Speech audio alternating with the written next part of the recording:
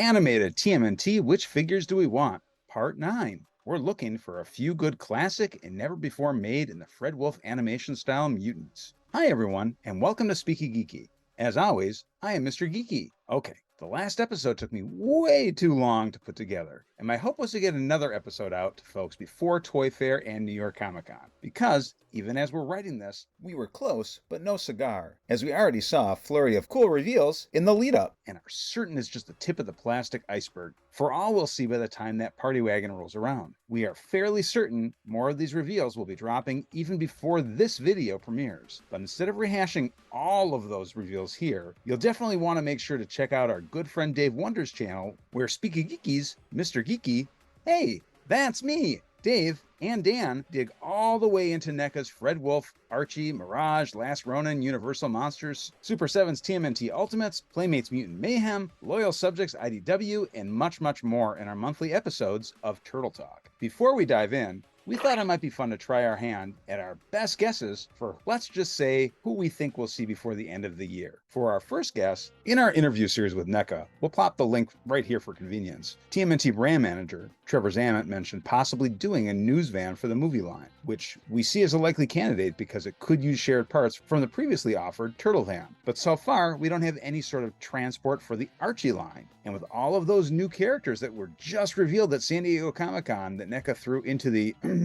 ring, we wonder if there's anything being floated toward that direction that we just can't seem to wrap our head around. Something cute and cuddly, perhaps. Well, we certainly hope to see our favorite oversized intergalactic bovine show up at some point in the line, and realistically as a convention-exclusive carrying case. We have a feeling we could see another small-scale vehicle from the Fred Wolf animated series done in that unique style as well. Perhaps something like a Knucklehead, or a Technodrome Mark II, or perhaps something we've never actually seen in toy form yet, but should have, like the Techno Rover, Technodrome Escape Pod, Baxter Stockman's rat-catching machine, Turtle-Seeking Cycle, or Transport Module. Because A, the villains also need their own form of transport to get around, and B, both of those are distinctively different looking enough from the original toy line where it would be getting something familiar yet wholly new. But geeky, don't you have any guesses on specific actual figures you think might be coming soon? Why yes, imaginary person we created to give us the opportunity to seamlessly segue into specifically that, we just might. Keen observers will note that our track record with these guesses have been fairly spot on the past few years in a row. We did a handy turtle rewind a few episodes back regarding our previous guesses, which we'll link right here for you. Not saying these are a sure bet by any means, they're just our best educated guesses. But with that said,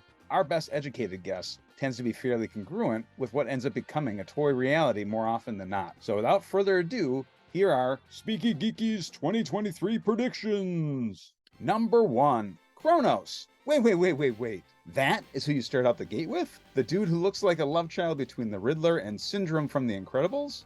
Well, okay, that's a bold choice, Geeky. You do realize that it's such a deep cut that most folks might not even remember who that is though, right? Sure, we realize we'll inevitably start trickling towards some Red Sky era characters soon, but why not start with a heavy hitter like Titanus or something? Oh, because we're digging into Titanus later this episode? That's why? Fine then. What makes this character so special? Well, Kronos, also known by his drastically less epic sounding moniker, Winston Fripp, was just your average bank robber that got locked inside a bell tower by the Turtles and was driven mad by the striking of the clock. He later worked with Lord Dreg to help defeat the Turtles in a 1-2 punch diversion scenario. Kronos is one of those characters that didn't get a lot of airtime, but the airtime he got was fairly memorable and demonstrated he was one heck of a threat to the Turtles. But why Kronos, and not the other highly overlooked villain Lord Dreg? Well fine, go ahead and ruin my number 2 guess, why don't you? As what should come as no spoiler for longtime viewers of the channel, we have an enormous soft spot for old Dreggy. So much so that we dedicated a whole deep dive to him, which you can find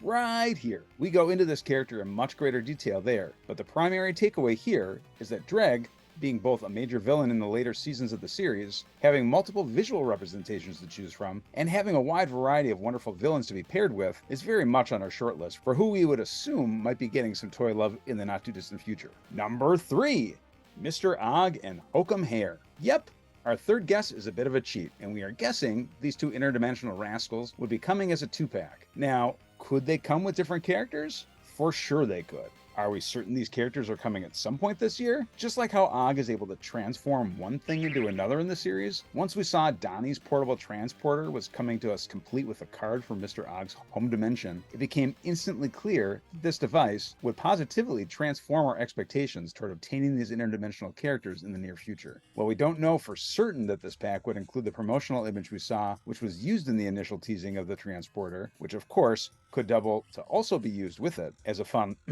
Easter egg, it certainly would be a neat and welcome addition. Number 4, Tempestra. Yeah, we know. We brought her up as one of our options from last year as well. But this year, we are going to adjust our guess to saying she will be an oversized option. We totally get that Tempestra herself isn't as big as a character like Rex 1 or Chrome Dome, but there are a handful of things that could come with her that might boost the figure to that larger format. Plus, we like to imagine the case for this one would be shaped like an old-style video game cartridge. So just roll with us for a moment here. There are obvious reasons why Tempestra should be out to us in toy form by this point. As we called out in episode 7, she's the only remaining member of the Night of the Rogues, and she has had multiple appearances in the series. But aside from the glaring precedent here, imagine if she came with not only a turtle-sized arcade game, with a swappable outer game aesthetic so collectors could choose to display it as it appeared in the show as Tempestra's Revenge, or turn it into something else entirely, like a Tournament Fighters or TMNT arcade game. With the new What If yellow trenchcoat Judith Hogue April O'Neil coming with a Pizza Face arcade console accessory, it also means the tooling is now already there for a potential reuse toward this effect. The console inclusion alone would be worth the oversized treatment. But within the series, Tempestra also was able to generate a wealth of digital lackeys who were themselves nods to different games at the time. One in particular even looks strikingly similar to another TMNT Game World character we've never had in plastic, Fire Freak. Having Tempestra as an oversized could allow for some of those long-time essentials, if even in smaller scale little buddy size, to be potentially included into the mix as well. Number 5, Creepy Eddie. We covered this awesome character back in episode 5, linked again here for convenience. This is a character with an absolutely incredible aesthetic that has "make me a frickin' toy" written all over him. He's the type of character that could have wonderfully fun pack-ins that tie into his dream world persona, and could easily be paired with any one of the unique turtle variants we saw within that episode. Surfing Mikey, Skiing Mikey, Roman Raph, the list of possibilities both goes on and excites us that we now have an additional excuse to get not just a Nightmare on Elm Street parody figure so soon after getting a parody version of RoboCop and Rex 1, but also different meaningful versions of the Turtles as well. With those predictions out of the way, let's just leap right into our first option for episode 9 of which Fred Wolf TMNT action figures we'd like to see. Number 6. SHIBANO-sama. How this character isn't more widely known within the mythos of TMNT is astounding to us. SHIBANO-sama was the literal founder of the Foot Clan, who made his debut appearance generations after what he had set into motion. In death, Shibano possessed mystical powers that Shredder, upon stealing his urn that just so happened to have been on display at the Asian American Cultural Center, attempts to reawaken in order to transform the ever-bumbling Bebop and Rocksteady into nearly invincible ninja warriors. But in typical Shredder fashion, things don't go exactly according to plan. Long story short here, for those who are brand new to the character, unlike Shredder, Shibano was not inherently evil, nor did he intend for the Foot Clan to be dishonorable or forged for conquest. In fact, the only reason he entertains Shredder is because Shredder lies and says he is the head of the Foot Clan. We're going to have to dovetail for a moment because here's where it gets a little confusing. At first glance, many folks might rightfully be saying at this moment, but wait, Shredder is the head of the Foot Clan. How is that lying? The answer is, well, that's kinda sorta true in that Shredder makes this claim often enough that we, the audience, come to believe it, and it doesn't hurt that he has a clan of robots called the Foot and even goes so far as to time travel to the past to try and make this true by changing history. But within the Fred Wolf animated world, for legacy's sake, it's really not factually true. Let's back up for a second and we'll explain. In the incredibly fun Origins building episode, The Legend of Koji, Shredder goes back in time to ancient Japan and meets his ancestor Oroku Sancho.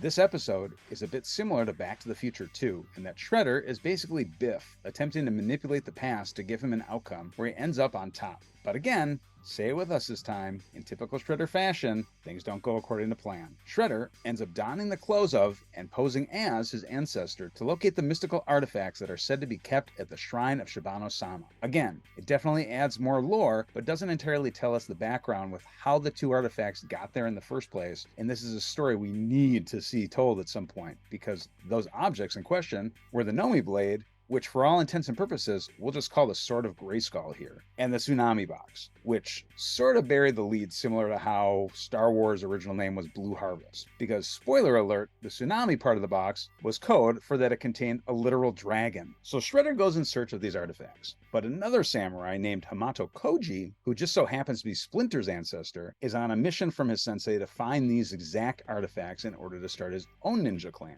We don't want to ruin how this all plays out, because it really is worth watching in its entirety. But the takeaway here is that Splinter, not Shredder, has the proper claim as leader of the Foot Clan, only having his birthright brought into question after Oroku Saki speared Yoshi's kimono to the wall as a master sensei entered the room, giving the appearance that Yoshi was dishonoring the sensei when he didn't properly bow. So if you want to get technical, that might make the Turtles, whom Splinter is master of, the legitimate yet unofficial modern-day Foot Clan. So, you know, just some anchovy and marshmallow pizza for thought. What were we talking about again here? Oh, right. In the episode where SHIBANO first appeared, which was Blast from the Past, Shredder is back at it and trying to fool the summoned spirit of SHIBANO-sama that he is the rightful leader of the Foot Clan. At first, SHIBANO helps him and bestows Bebop and Rocksteady with some of that vague He-Man power. But once Splinter illustrates to SHIBANO using the Curly maneuver, an ancient warrior move that, no kidding, is a shot-for-shot recreation of a classic Three Stooges slapstick play, the name Curly being a reference to Curly of the Three Stooges, that SHIBANO comes to understand he's been deceived and turns on Shredder and his goons. Fun mutant mayhem fact. This is also the same art style that Turtles and Splinter trained on within that movie, likely as a callback to this very episode. Now, we have a ton of questions here, like why would an ancient artifact have such easy access and such little security around it? When were magical invincible powers gifted to him to even bestow? Was it a He-Man's power sword situation, but with the afterlife as a stand-in for the sword? Why have we never seen the Curly maneuver repeated within the series again? Why is it that we don't hear more about SHIBANO later on in the series? You would think that a noble warrior that was the founder of a group that had a lasting presence hundreds of years later would come up once or twice. And most importantly, why we don't have a figure of this character in any form yet. If we were to finally get plastic representation for this figure, we could see SHIBANO coming with a swappable lower torso so that he could have regular legs or ethereal smoke coming out of his urn, with a flight stand helping to keep the figure up. He could also have electric bolts that could emit from his fingertips to come with both the Tsunami Box, a shrine, and the Nomi Blade. As a fun aside, SHIBANO did end up appearing within the IDW's Ghostbusters and TMNT 2 crossover series, written by none other than current Saturday morning TMNT Adventure scribe Eric Burnham. We probably don't need to tell anyone watching this series, but if you aren't reading that incredible comic, you'll definitely want to fix that immediately, because we have a feeling you'll enjoy it quite a bit. In that series, while revisiting the Fred Wolf canon universe, SHIBANO makes a cameo nod, only to be mistaken for a malicious ghost and zapped by Winston. Number 5. Megavolt. Alex Winter, human and mutant. Let's get dangerous. Oh, whoops, wrong series Megavolt. Though, as a fun aside to bring up at your next animation fan club barbecue, the actor who voiced Megavolt in TMNT, Tony Jay, also voiced a character in the series Darkwing Duck, which also famously had a character named Megavolt. Though on Darkwing, Tony voiced the character of Death, which, you know, isn't exactly apples for apples here, but we still thought it was kind of neat. Plus, now we got to talk about Darkwing Duck for a second, who just so happens to be another anthropomorphic crime fighter. So it's not completely off base for discussing with folks who might find the nugget of info as nifty as we do. Anywho, it's not often we encountered a villain so powerful that Turtles easily had their shells handed to them. But Megavolt was that, and then some. Coming out of the episode State of Shock, this somewhat sympathetic baddie was equal parts X-Men's Wolverine and Electro from Spider-Man, with just a dash of Captain America thrown in for good measure. Megavolt, aka Alex Winter, not to be confused with Max Winter's The Immortal Warrior from the 2007 TMNT movie, is a highly skilled ninja leader that split off from the super secret military organization Darkwater.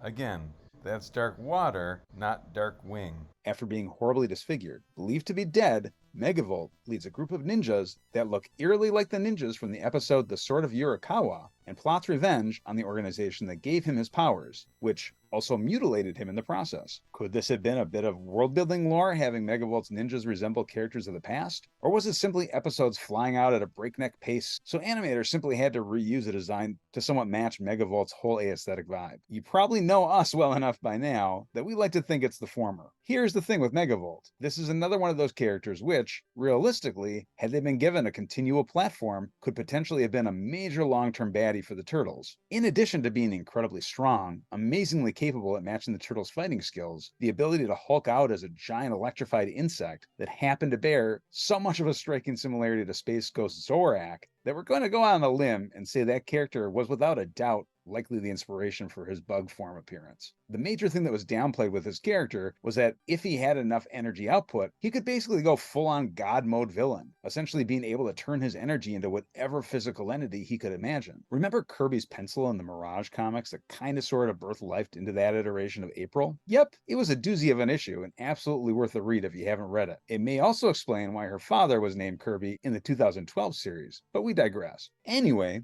his power somewhat resembled that nifty skill set, which, when fallen into the wrong hands, could have been absolutely devastating to the Turtles and their allies. Circling back to the awesomeness that was Megavolt, we never fully saw the entire scope of his power set, and this certainly wasn't explored in the episode itself. But in theory, given enough energy, he could have created an entire Foot Clan to go against the Turtles, all with but a mere thought, which, actually, come to think of it, might better explain why his current ninja army matched his outfit so seamlessly. We could easily see Alex Winter being aesthetically interesting enough that he could potentially come as a two-pack with one of his not Sword of Yuurikawa ninjas, or an army builder with a Dark Water soldier with separate heads for each, to have Winter displayed masked or disfigured, and to display the Dark Water soldier either as a generic agent or the head of Dark Water, Wesley Knight. We could also see Alex Winter coming with a barrage of energy burst weapons that resembled shurikens, and then a separate hulked-out insect form Megavolt coming as a separate oversized figure. Number 4.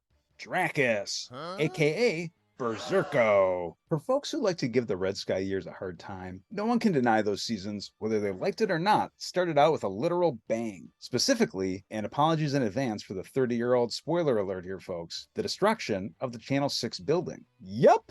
The same Channel 6 building that had been a staple of the series for 8 years, and which signaled to longtime fans that everything they thought they could anticipate from the series this season, that just went right out the window. Did we spot a fairly massive Easter egg that it took us over 30 years to catch watching this episode again all these years later? Oh, you better believe we did. But more on that shortly. At the heart of this shift toward darker territory was an alien named DRAKUS.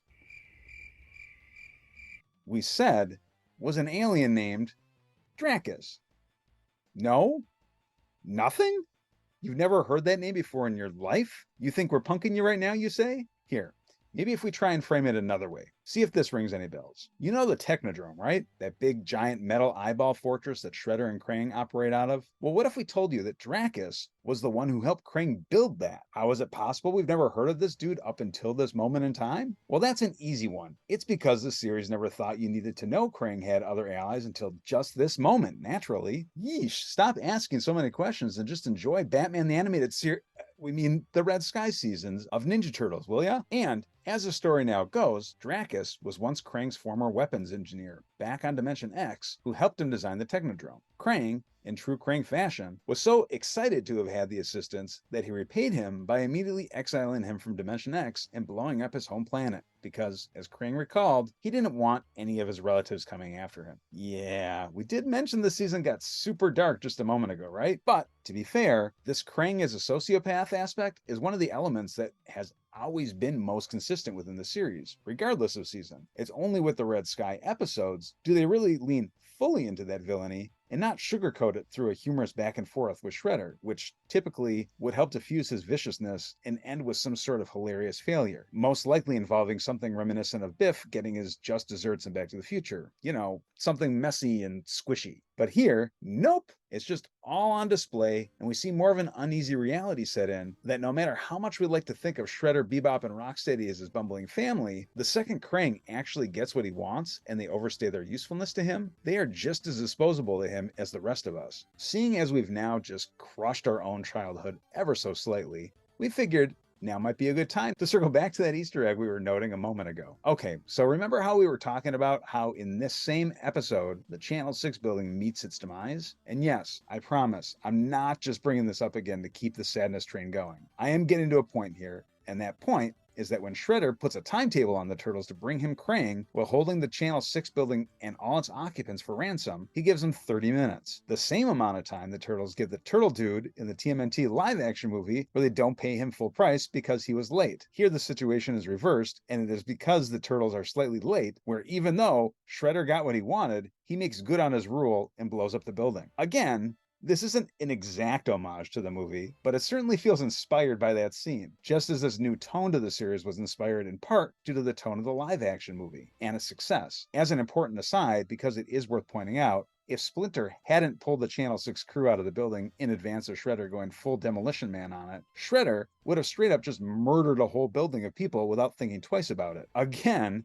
while the Red Sky years may not be the favorite in terms of tonal shift for many fans, you have to admit, those episodes went into some absolutely bananas territory. And we got characters like BERSERKO, aka DRAKUS, out of those years, which, despite him only being in this one episode, was certainly a memorable and intriguing character that absolutely felt like he was meant to return. He also had an overwhelming visual presence to him that just screamed toy shelf friendly, though like all of the Red Sky characters, he sadly never made it to the shelf. If those imagination magicians over at NECA ever decide to finally give BERSERKO the toy love he greatly deserves, we think it would be fun to have him with both a masked and an unmasked head, a wire postable cape to get the full captivating villainy presence in tow, some attachable wrist lasers, and one of his cyber drones as a fun army building opportunity. Okay, one last thing with this character. Something that had always stuck with us surrounding this episode, aside from the horrors that both Shredder and Krang proved they were capable of, naturally, was how fun it was that with BERSERKO, we started getting to see some additional cool species that migrated from within the Dimension X universe. It is 100% also worth noting that even though we're told that Krang destroyed his homeworld,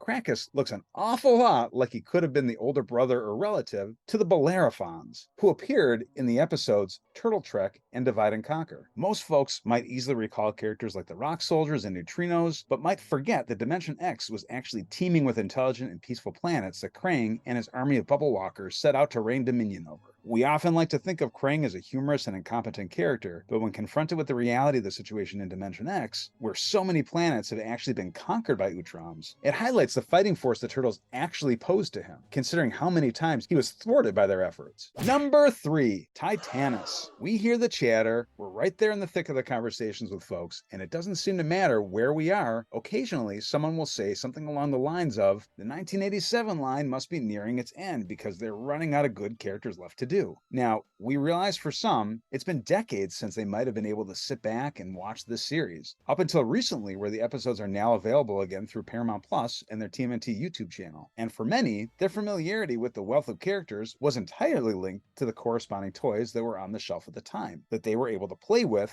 to reenact stories around when they played. But in reality, the absolutely incredible thing about a show like TMNT is that for every incredible character that was made into a toy that appeared on the show, there was also a handful of additional absolutely rad characters that weren't. And we're not talking throwaway silly design characters either. We're talking toyetic, incredibly fun aesthetic characters who would have fit in perfectly with the rest of the figures we got from the original Playmates line. We aren't arguing that a good wealth of the initially recognizable characters haven't been tackled, as those bodacious folks over at NECA have 100% been on fire with the options they have been offering to us fans. But nearing the end, as many longtime fans know well, we've barely even scratched the surface. But Geeky, surely you're not going anywhere with this soapbox rant about cool characters that never saw plastic, and I could just be done watching now, right? Oh, you're not? And this was actually leading up to making a case for something? Okay, well, then I guess that makes more sense, and I suppose I'll keep watching. But like, you're on thin ice, so this better be good. Why, thanks, imaginary viewer who represents my own glaring insecurities. So glad you chimed in, and you definitely are a non-problematic stand-in for our therapist. We were, in fact, leading up to none other than one of those aforementioned cool, but often forgotten characters, TITANUS. How this character, or the evil X-Men-like group of mutants he led called H.A.V.O.C, which, side note, stood for Highly Advanced Variety of Creatures. And yes, it's a forced acronym, but it was the 90s, so we just rolled with it.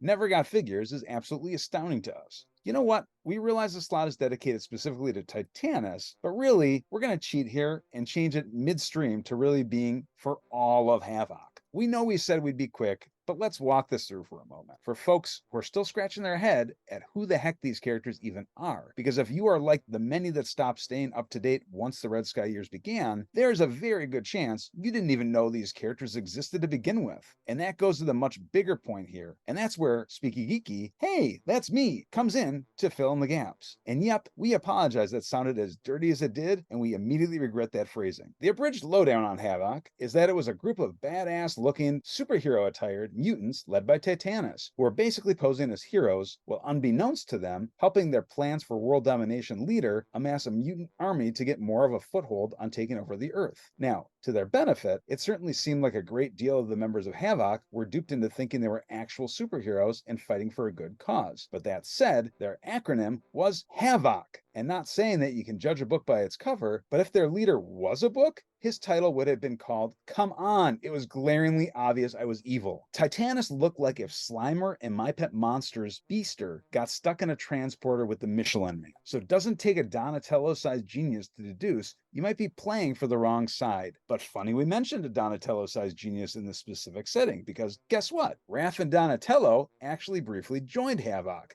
until they realized that they were mutating people against their will. So, even Donatello's synapses don't always fire on full from time to time. Oh, what's that? One of the members of H.A.V.O.C is actually called Synapse? Oh, come on. Now you're just adding insult to injury here. There were 8 members of H.A.V.O.C, plus Titanus, and technically 10 if you count the short membership of the 2 turtles, all of which had neat powers and a unique look that practically was screaming, I am being created to sell toys. But despite that, we're still never made as toys, which absolutely boggles the mind. There was a Muck, who was a mutant goat that had serious Gargoyles vibes to him, and with super strength was somewhat like the Hulk of the team. Overdrive, who was a mutant cheetah, similar to the Avengers' Quicksilver. If Quicksilver had an awesome baby with the mutanimal Jaguar. Demonicus, who was a mutant ram with an outfit with squint or you'd miss it, hints of the demonic infused within it, who acted as a resident magician similar to Scarlet Witch or Doctor Strange, and who we like to think would have been called Livestock Warlock if we ever saw the classic toy treatment. I-Beam, who was a mutant firefly, who, you guessed it, could shoot beams out of his eyes similar to another highly recognizable mutant of the X-Men's world.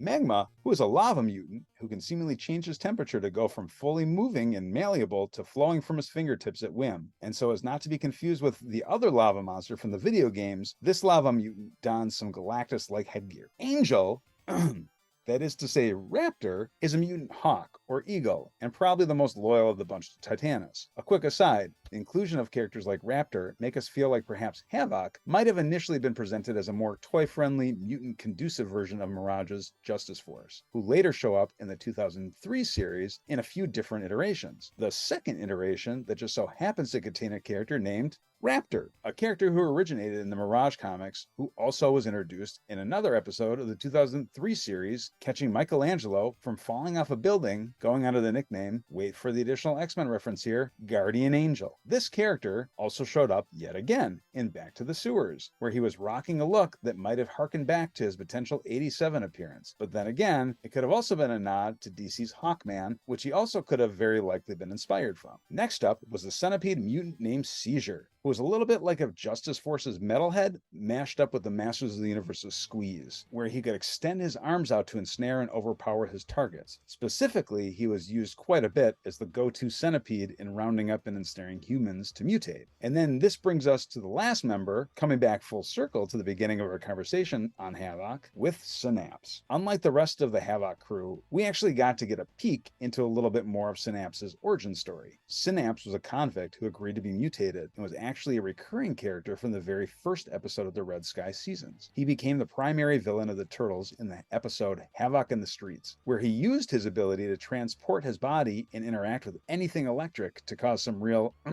mutant mayhem against the Turtle Bros. He was such an overpowered villain that the Turtles technically didn't defeat him, but rather just transported him off-world, never to be seen again, assumably floating forever in the infinite void of space. Okay, so how do we see these figures coming? Let's break it down. Titanus seems obvious for the ultimate size treatment. This baddie is like Into the Spider-Verse's Kingpin size on steroids. He easily has an extra head on the Mirage Triceraton Zog, so it's very possible he would come as a standalone figure. But what would he come with if we had our druthers? A nice pairing might be the fish mutant character we saw him transform in the episode Cry Havoc. and perhaps a medical like ray machine and gurney, which he could snap him down onto to recreate the scene. The remainder seemed like logical 2-packs, either with each other, or if NECA wanted to shake it up to ensure we got the Red Sky versions of the Turtles, each H.A.V.O.C member could be paired with a different Turtle Bro as well. But Geeky, you might ask, wouldn't this be the perfect opportunity to pair each of these with one of the second mutation turtles? Well, we personally think that would be rad as shell. We'd realistically be looking at turtles the size of Colossus of the Swamp's Napoleon, paired with already fairly large figures. So a more plausible scenario when it comes to approaching those hulked up turtles might be as a 4-pack similar to what we saw with the Lawson set, or as one ultimate figure with 4 swappable heads, forearms, knee pads, so that we could choose which turtle we wanted to further mutate. Or let's be honest here, army build them all. Digging a little deeper into the other members of H.A.V.O.C and what they could look like in toy form, what's fun is that many of the characters lend well to parts reuse from other characters that have already been done in the Fred Wolf and Archie line. Overdrive, for instance, could share parts from Jaguar, Magma could share tooling with Trag, or Raptor with Ace Duck and Bugman, for instance. Even though we won't see actual action features within the figures themselves, it might be fun to see accessories that come along with the characters that help to recreate their abilities. Overdrive with a plum of smoke similar to the Roadrunner, Demonicus with a Doctor Strange-like magic enchantment circle, or Synapse with a translucent plastic and glow-in-the-dark features seem like natural accompaniments similar to how Dirtbag came with his ability to pop out of the dirt accessory. But whatever happened to H.A.V.O.C within the series, Geeky? Well, once TITANUS was taken down, the rest of the group scattered to the winds and were never heard from in the cartoon again. But we like to think that had the series continued, we might have seen some of these characters come back in some redemptive roles, potentially finding common ground and teaming with other mutants within the Fred Wolf universe like Mondo Gecko, Mona Lisa, Ace Duck, Bugman, and a punk frog or two to form their own incarnation of the Mutanimals that would assist the Turtles from time to time within the series. And who knows, might have even spun off into a series of their own.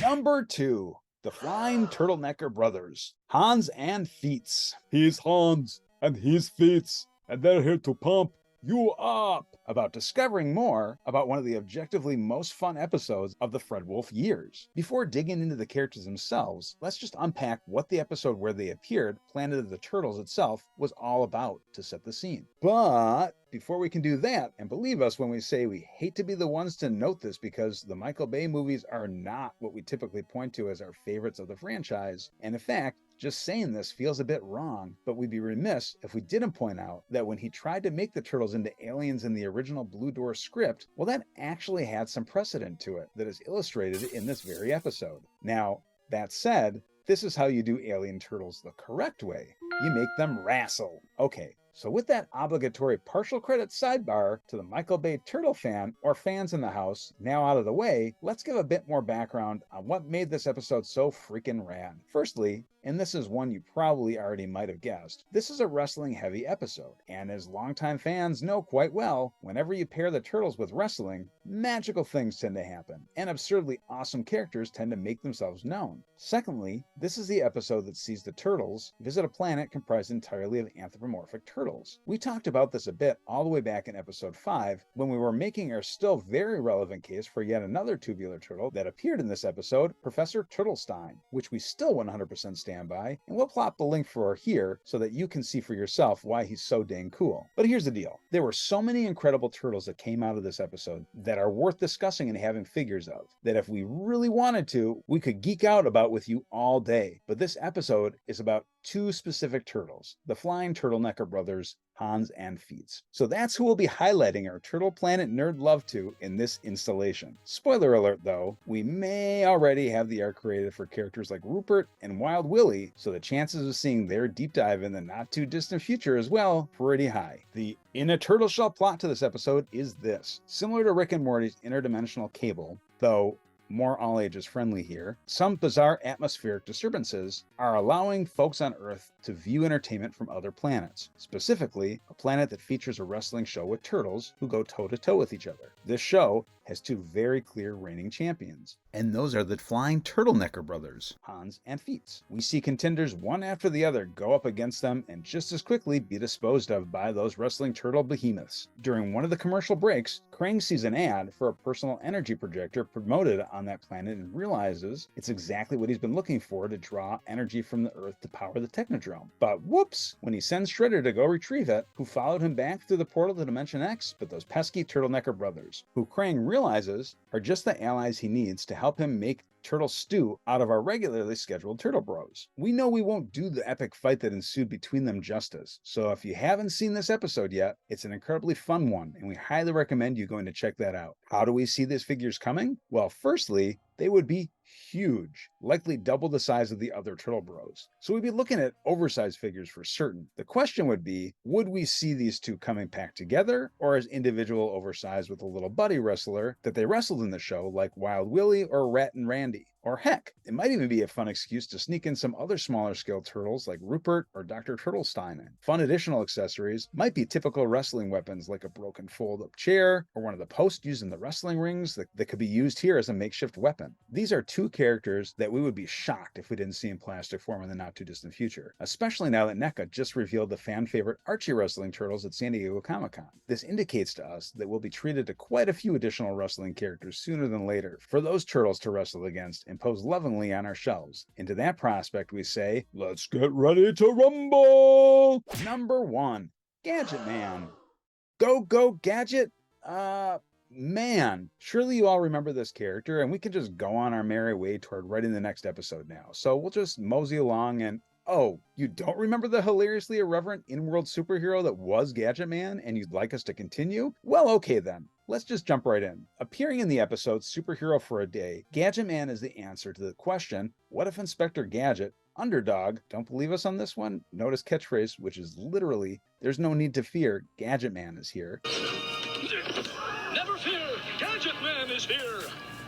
Mr. Magoo, Batman, and the old man from the movie Up were all smushed into one cantankerous body. As his name would suggest, Gadget Man's gimmick was that he wore a Rescue Rangers themed outfit. We joke, as quite obviously his whole deal was that he utilized nifty gadgets to take down the bad guys of his day. We say his day because when we first see him in the episode, he is no longer in his prime, but rather in the get off my lawn stage of his life. Drunk uncling anger toward the TV screen when he sees that the Turtles have saved the day yet again. Still yearning for his glory years of a day gone by when he was the city's preeminent superhero. He ponders to himself whether the city needs a superhero like him again, and just as quickly he determines that, why yes, of course they do, as he slides out of his mustard and gravy stained shirt and re-outfits himself in his old classic costume that has now become a decidedly fashionable belly shirt. Never one to miss an opportunity toward villainy, and with clearly too much time on his android hands, Krang is watching the mid-afternoon news, which we can only assume is airing in between his daily soap operas, and sees Gadget Man is thirsty AF to be relevant as a hero again. So he suggests to Shredder that he may want to approach him to take on some fake crimes, presented as photo opportunities, naturally, for Gadget Man to swoop in and save the day with, knowing fully well that what he is really doing is putting Gadget Man directly in the Turtles' way, making a bad situation worse with Gadget Man's no longer effective attempts to help, and keeping the Turtles occupied with having to clean up after him, while Shredder is able to then commit crimes all throughout the city while they are both distracted. It was an incredibly fun episode, with wonderfully memorable scenes like the Turtles playing a game of Go Fish with various pizza slice toppings, but watching this again as adults, we found ourselves asking questions we never thought to ask as kids. Like, wait,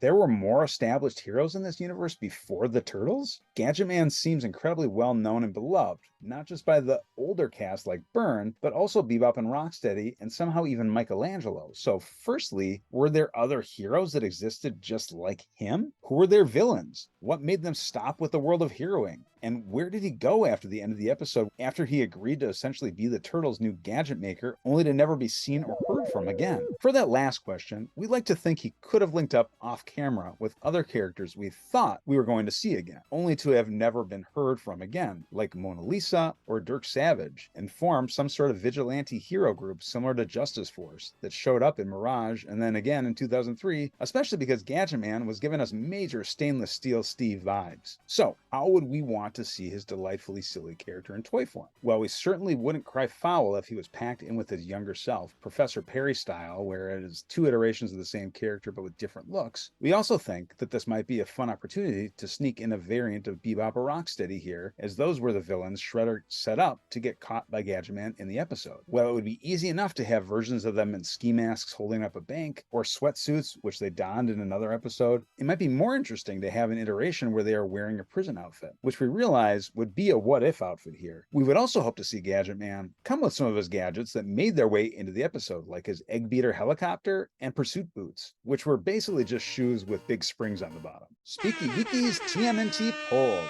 Since we're already talking about wholly new characters in plastic, we figured we would take a moment to ask you, the viewer, who you would like to see in one of our upcoming videos. We've been running polls on our YouTube community page, as well as our SpeekyGeeky Instagram, Facebook, and Reddit pages as to which TMNT characters from various iterations we might want to see as toys. Here are some options from our latest polls, which you can weigh in on here in the comments, or head on over to any of our socials for the full list of option names to weigh in over there as well. And stay tuned, because these winning options and more may very well appear in an upcoming TMNT deep dive or two. There are also some incredibly talented TMNT customizers who are already creating some of those characters who appear on our polls, and it is an absolutely beautiful thing to see. Here now are just a few of those wonderful creative folks that you are definitely going to want to keep up with, so make sure to follow them on their socials as well. In addition to our normal shoutouts for incredible customizers, we also wanted to give an enormous shout out this episode to some of the incredibly rad TMNT fan projects being put out by some amazingly talented creators. From the return of Palladium's Teenage Mutant Ninja Turtles and Other Strangeness, upcoming series Kickstarter, boasting new art from Eastman and Laird, Dan Berger's custom action figure designs and Shadowline figures over at the Treasure Monster Toys, Facebook group, Isaac Elliott Fisher's new and stunning Turtle Power follow-up docuseries, Manuel Condi from Las Tortugas Ninja's upcoming new comic series Maxian Chronicles, Arseny Dubikov and Chris Allen's completion of the Archie series with the Forever War arc finally seeing the light of day after all these years, Tim Laddie's latest migration from working on the TMNT Saturday morning cartoon series to working on art for NECA, astoundingly talented artist Aaron Hazuri joining the NECA roster as well, an absolutely stellar fan-made TMNT comic series by Turtle Ginzu, these magnificent CGI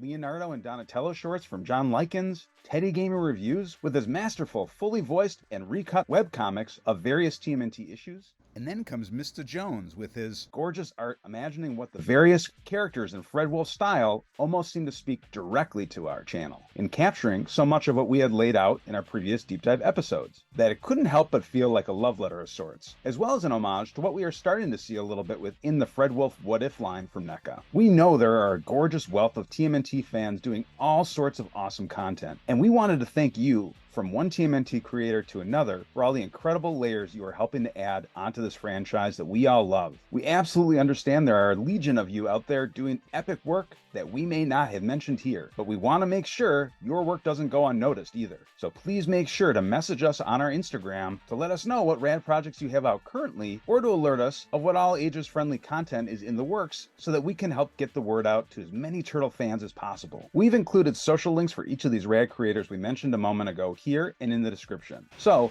if you dig what they're putting out, make sure to give their pages some love as well. Also, stay tuned right here to this channel, because we have some epic collaborations coming up on the channel that you aren't going to want to miss, including a TMNT parody music video with a sewer worth of awesome TMNT creators, the scope of which, shockingly, folks have never seen before, co-hosting the monthly Turtle Talk with Dave Wonder and Dan, and our upcoming mini marathon with Turtle Folks Galore, a new trivia series called No Ninja, No Ninja, No, with Cowabunga Corner's Michelle Ivy, and some animated shorts with Cerbero art that will feature some very familiar TMNT voices in scenarios we can firmly promise you we've never seen before, but perhaps wished we had. It should be a lot of fun, folks. As always, we do this at no expense to you, the viewer, but the best way to see more content is to help spread the word about our channel, subscribe, like, and share with other Turtle fans you know would appreciate what we do. That said, if you go to our link tree in the channel description and wanted to show your support by donating for the cost of a coffee or a slice of pizza, that is always appreciated and goes a long way toward helping Mr. Geek-E,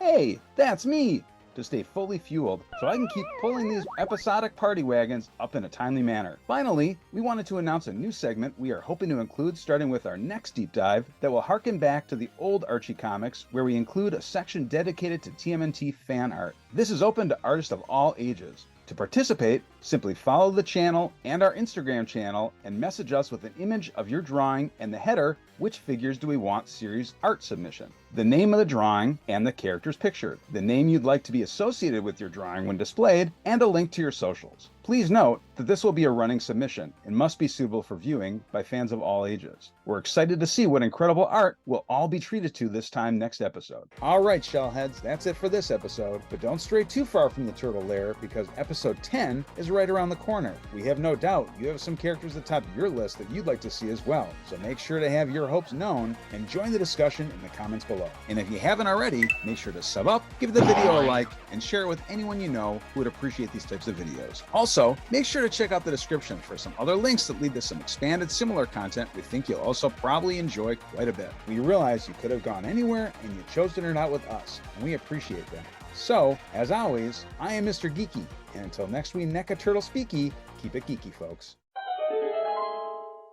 And Teenage Mutant Ninja Turtles, heroes in a half shell, turtle power.